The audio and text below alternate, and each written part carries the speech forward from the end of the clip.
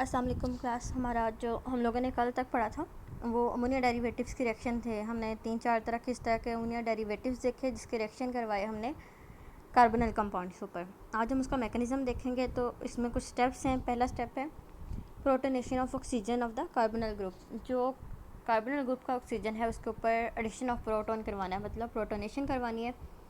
तो इसमें क्या होगा कि जी प्रोटॉन आया, ये प्रोटॉन है। अच्छा, हाइड्रोजन को आप प्रोटॉन क्यों कह रहे हो? क्योंकि इसमें प्लस लिखा हुआ है ना, H प्लस लिखा है, तो मतलब इसमें से एक इलेक्ट्रॉन निकल चुका है। तो जस्ट एक इलेक्ट्रॉन निकल चुका है, तो हाइड्रोजन के अंदर एक प्रोटॉन और एक इलेक्ट्रॉन होता है। एक इलेक्ट्रॉन निकल गया तो बाकी का बचा जस्ट एक प्रोटॉन, तो इसलिए हम इसको प्रोटॉन कह देते हैं।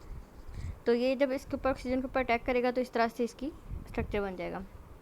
स्टेप 2 में क्या होगा कि न्यूक्लियोफिलिक अटैक होगा हमारे पास नाइट्रोजन का of ammonia derivative on the electrophilic positively charged carbon and deprotonation of the adduct।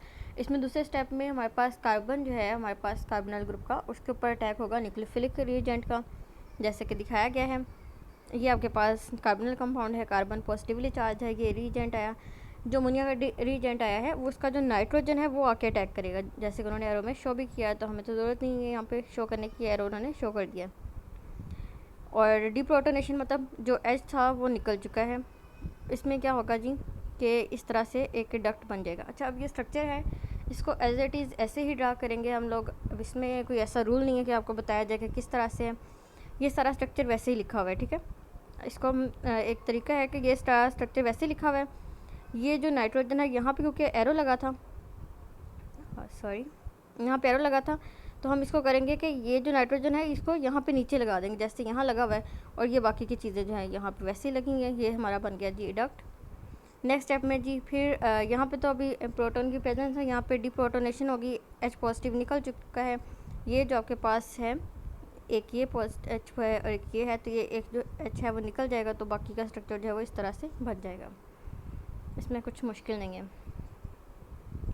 Third step क्या होगा जी कि protonation of oxygen of hydroxyl group followed by the removal of water. अब step wise ही आप इसको करोगे। तीसरा step आ गया और ये लास्ट स्टेप है। इसमें क्या है कि ये जो OH है इसकी हमारे पास हमने इसकी दोबारा से प्रोटोनेशन करवाई। प्रोटोनेशन करेंगे तो एक H लगेगा, साथ में पॉजिटिव चार्ज आएगा, तो OH2 हो जाएगा और उसके ऊपर पॉजिटिव चार्ज आ जाएगा। बाकी सारे का स्ट्रक्चर जो है वैसे ही है।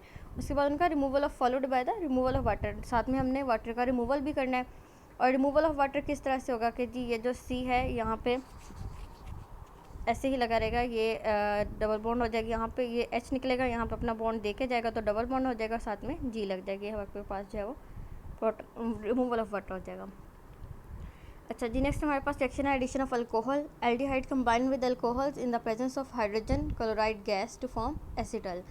अब एसिटल एक प्रोडक्ट का नेम है जी कि वो जो कार्बोनिल कंपाउंड्स हैं या एल्डिहाइड्स वगैरह हैं, ये कंबाइन करेंगे अल्कोहल के साथ और हमारे पास एसिटल आएगा इन द प्रेजेंस ऑफ HCl। ये उन्होंने लिखा है जी ड्राई HCl। ड्राई HCl का मतलब कि इसके अंदर जो है जी कोई मॉइस्चर जी, तो ड्राई HCl का मतलब है कि इसमें कोई मॉइस्चर नहीं होगा। अब यहाँ पे हमारे पास ये है एसिटाल्डिहाइड है, ये अल्कोहल आ गया, ड्राई HCl आ गई। और रिएक्शन जो है वो सिंपली किस तरह से, क्योंकि ये दो अल्कोहल के मॉलिक्यूल ना, तो ये सेम वैसे लगा रहेगा। एक साइड पे जो है हम लोग, अब ये O लगा हुआ है, ठीक है, तो एक साइड पे हम लोग OC2H5 लिख देंगे, दूसरी साइड पे हम OC2H5 लिखेंगे और साथ में वाटर बना देंगे। ये जो चीज़ बनी है हमारे पास ये 1,1 डाई इथॉक्सी ईथेन है, तो इसका दूसरा नेम है एसिटल। एसिटल इसका जनरल नेम है। द रिएक्शन में भी use to protect the aldehyde group against alkaline oxidising agent to regenerate aldehyde. The acetal is hydrolysed in the presence of acid. अब अगर हम लोगों ने दोबारा से इसको एल्डिहाइड लाना है, एसिटल से दोबारा से एल्डिहाइड और अल्कोहल बनाना है, तो हम इसको वाटर में इसका एडिशन ऑफ वाटर करवाएंगे, उसका रिमूवल हुआ था ना उधर, और साथ में हम लोग जी इसको हाइड्रोलाइज करवा देंगे। हाइड्रोलाइज मतलब इसमें एडिशन ऑफ वाटर करवाएंगे, तो दोबारा से एल्डिहाइड और जो अल्कोहल है वो बन जाएगा। इसमें उन्होंने लिखा alcohol do not react under these condition. इसमें अल्कोहल जो है वो नॉर्मल कंडीशन पे रिएक्शन नहीं देता। अच्छा जी, नेक्स्ट हमारे पास रिएक्शन है जी रिडक्शन लिखा उन्होंने। रिडक्शन आ गया। Aldehydes and ketones can both be reduce. Aldehydes जो है वो are reduce to primary alcohol, whereas जो कीटोन्स की रिडक्शन होगी वो उसमें कन्वर्ट हो जाएगा वो सेकेंडरी अल्कोहल के अंदर। The carbonyl group is converted into an alcohol. जो कार्बोनिल ग्रुप है एल्डिहाइड और कीटोन का वो अल्कोहल के अंदर कन्वर्ट हो जाएगा।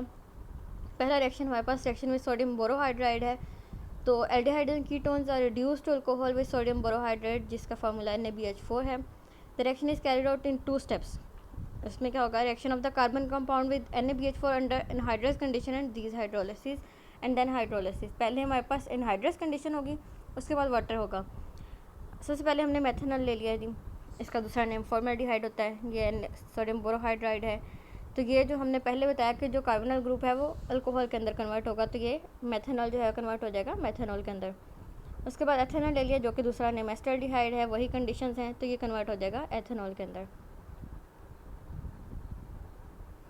देन हमने जी प्रोपानॉल ले लिया, जो दूसरा नेम इसका एसीटोन है, ये कन्वर्ट होगा 2 प्रोपानॉन के अंदर है, तो ये भी कोई अल्कोहल, तो 2 प्रोपानॉन के अंदर जो है वो कन्वर्ट हो गया।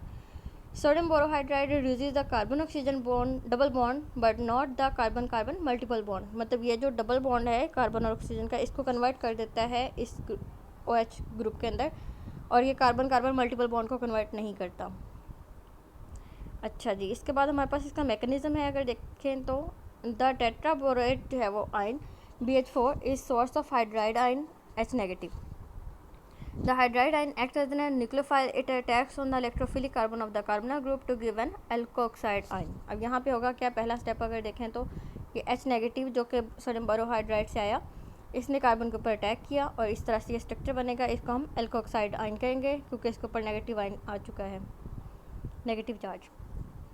ये जो एल्कोक्साइड बना होगा इसकी हम प्रोटोनेशन करवाएंगे, हम वाटर में से इसका प्रोटॉन जो है इसमें से ऊपर ऐड करवाएंगे क्योंकि इसके ऊपर नेगेटिव चार्ज हो चुका है, यहाँ पे H पॉजिटिव आके अटैच होगा, तो ये इस तरह का ग्रुप बन चुका और ये अल्कोहल का होगा। तो ये जनरल मैकेनिज्म था इसका कि किस तरह से रिएक्शन होगा, किस तरह से एल्डिहाइड या कीटोन जो है वो अल्कोहल के अंदर कन्वर्ट होंगे। तो सिंपल सा मैकेनिज्म है, आप इसको कर लेना।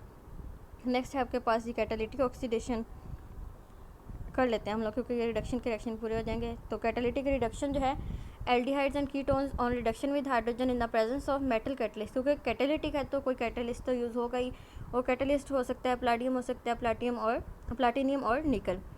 अगर हम लोग ये कैटलिस्ट यूज़ करते हैं तो प्राइमरी और सेकेंडरी अल्कोहल जो है वो बन जाएंगे।